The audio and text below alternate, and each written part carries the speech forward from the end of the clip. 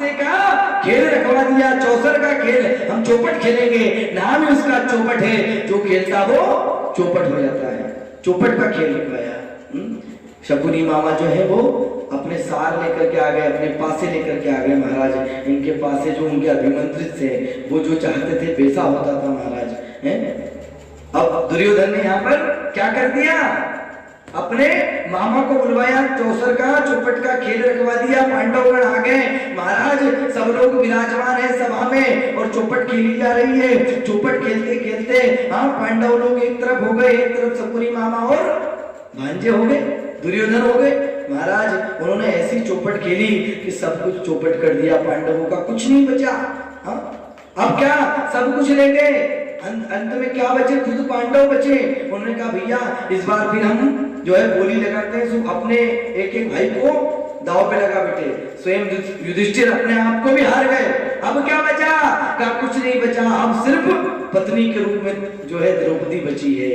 हाँ ऐसी बुद्धि भ्रष्ट हुई महाराज, ये जुआ है, इस जुए से पांडव जैसे भक्त भी अपनी बुद्धि को हार जाते हैं। इसलिए बार बार कहा गया है कि भैया जुआ मत खेलना, शराब मत पीना। क्यों, बड़े से बड़े ज्ञानी भी अपनी बुद्धि को हार जाते हैं, इनको इतनी लज्जा नहीं रही, इतनी बुद्धि नहीं रही कि दाव पर किसको लगा रहे हैं महाराज।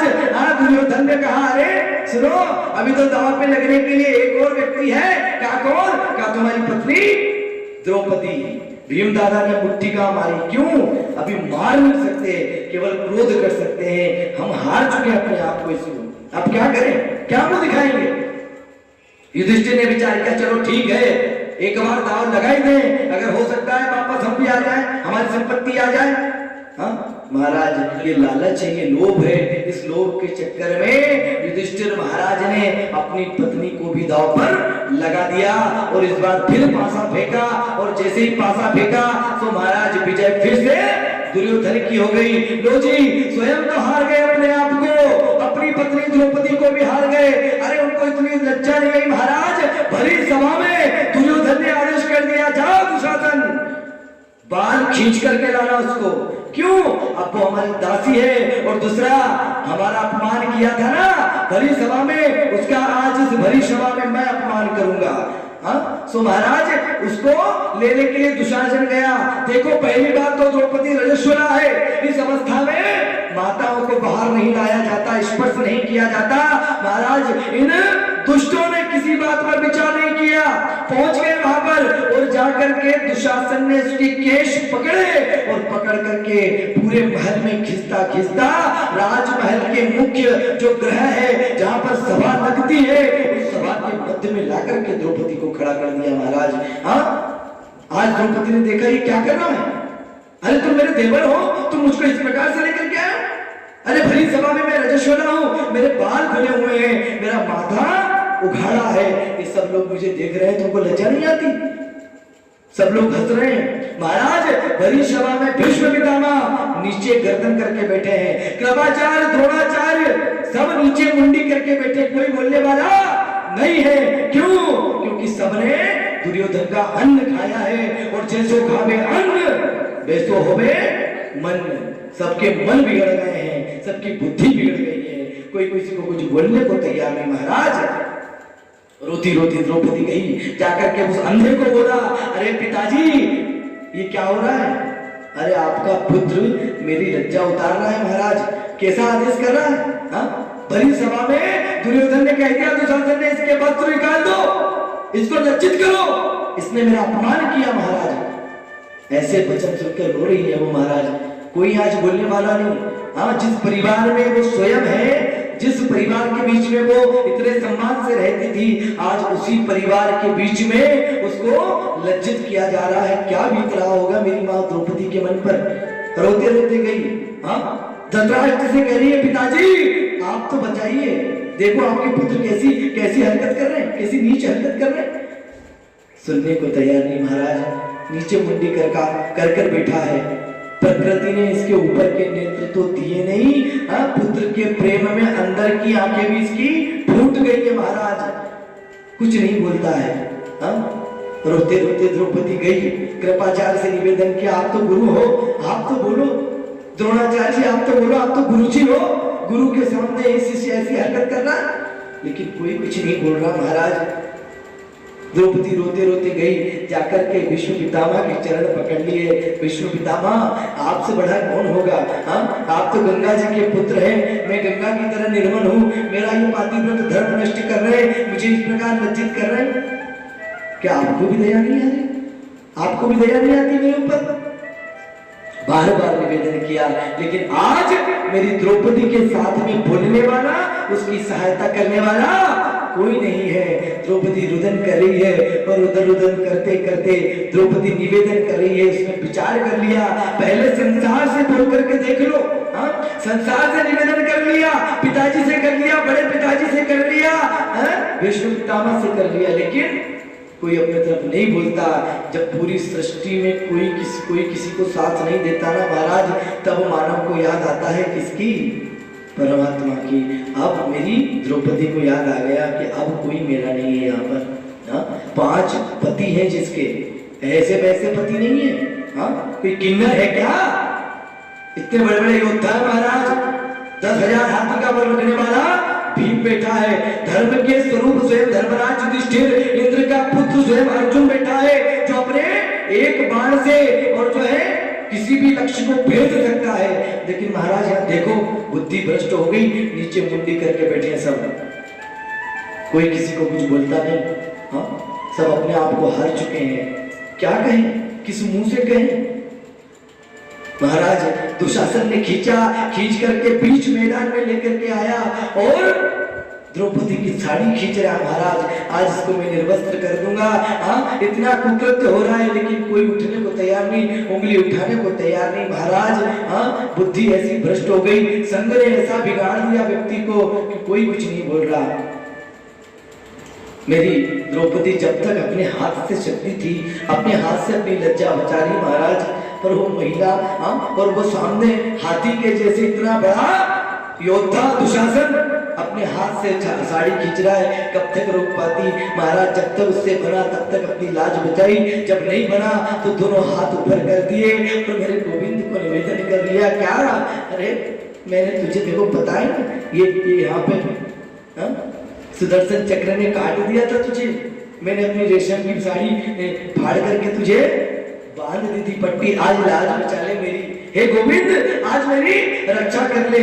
निवेदन कर रही है क्या कि भैया रे बहन की लाज बचा जा, भैया रे बहन की लाज बचा जा, या बहन बड़ी दुखियारी ओ हमारा श्याम सावरा, या बहन बड़ी दुखियारी ओ हमारा श्याम सावरा।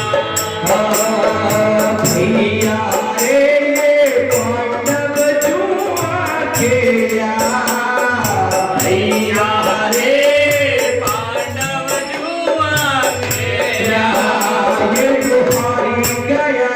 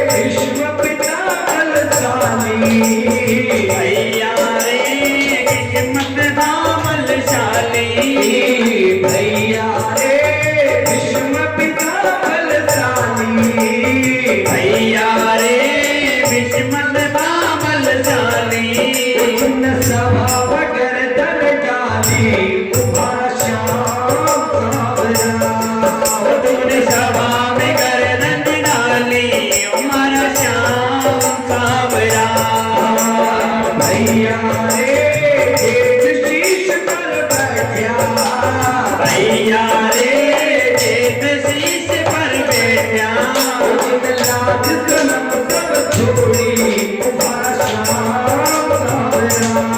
ओ जिन लाज शर्म सब छोड़ी हमारा श्याम सावरा।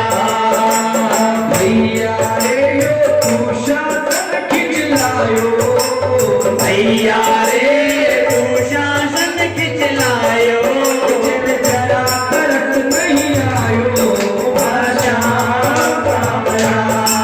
जिन जरा तरस नहीं आयो हमारा श्याम सावरा। भैया रे या उंगली कटी तुम्हारी, भैया रे या उंगली कटी तुम्हारी, भैया रे या उंगली कटी तुम्हारी। भैया रे उंगली कटी तुम्हारी। जब भारी रेशम साड़ी तुम्हारा श्याम सावरा। ओ मैंने भाड़ी रेशम साड़ी हमारा श्याम सावरा। कि भैया रे यो तू शासन खींच लायो, ओ याने जरा तरस नहीं आई ओ हमारा श्याम सावरा। भैया ने इसने ऐसा कर दिया भैया। हाँ देखो भाई कोई भी हो, भाई कैसा भी हो, अगर बहन किसी संकट में है ना तो उस भाई में 10 गुना शक्ति आ जाती है उस संकट को टालने की। ध्यान रखना। हाँ ये रक्षाबंधन क्यों मनाया जाता है? क्यों? क्योंकि भाई बहन की रक्षा करता है। वो नन्हा सा धागा, हाँ वो रेशम की डोर भाई में इतना उत्साह और इतना बल भर देती है कि भाई बहन की रक्षा किसी भी काल में कर सकता है। हाँ यहाँ पे तो त्रिलोकी का नाथ मेरा भाई है, बार बार निवेदन किया और क्या कह रही है भैया? हाँ कोई बचा नहीं रहा है, सब मेरे को लज्जित होते देख रहे हैं, बचा कोई नहीं रहा है महाराज। इस प्रकार बार बार निवेदन किया। हाँ अरे मैं तो तेरी बहन हूं, तू आ जाती, तू आ जाता, तू आजा मुझे बचाने। मेरा कन्हैया ऊपर देखता है। हाँ पहले कन्हैया परीक्षा इसलिए लेता है कि देख लूं कोई बचा रहा है कि नहीं बचा रहा है। हाँ नहीं तो आखिरी में क्या कहते हो, हमको बोलती हम बचा लेते, भगवान को बुलाने की क्या जरूरत थी। मेरे कन्हैया ने सबको देखा और देखो जो व्यक्ति धर्म में पीछे रह जाता है ना, फिर भगवान समय आने पर उसको फिर मजा चखा देता है महाराज। हाँ यहाँ पर यही हो रहा है। मेरे कन्हैया ऊपर से कह रहे हैं कि बहन तूने मुझे इतना बड़ा दोष दे दिया कि मैं तुझे बचाने ना हूं, मैं बचाने आ रहा हूं। सुन, जैसे दुर्योधन ने कहा कि मैं चौपट खेलूंगा और पास से मेरी तरफ से मेरे मामा डालेंगे, उसको उसके मामा पर विश्वास था। अगर तेरे पतियों को मुझ पर विश्वास होता, अगर ये कहते थे कि अगर तुम्हारी तरफ से मामा खेलेंगे तो हमारी तरफ से भी हमारे गोविंद खेलेंगे, फिर मैं देखता कौन हरा सकता तुझे। हाँ लेकिन ऐसा नहीं हुआ महाराज। मेरे कन्हैया पधारे और महाराज जैसे ही दुर्योधन को देखा वो माँ की साड़ी खींच रहा द्रौपदी मैया की। महाराज मेरे कन्हैया आकाश में प्रकट हो गए और अपनी उसी उंगली से उस चीर को बढ़ाया और बढ़ा करके उसकी साड़ी में जोड़ दिया। महाराज यहाँ दुशासन जिसमें 10 हाथियों का बल है महाराज, वो खींच रहा है दोनों हाथों से, वो खींच खींच करके हार गया। हाँ पहाड़ तैयार कर लिया साड़ी के ढेर का, एक लग गया, दो लग गया, खींचते खींचते खींचते खींचते उसकी शक्ति समाप्त हो गई और बेहोश होकर के दुशासन धड़ाम से पृथ्वी पर गिर गया। महाराज मेरे कन्हैया उस स्थान पर प्रकट हो गए और गोपाल कृष्ण भगवान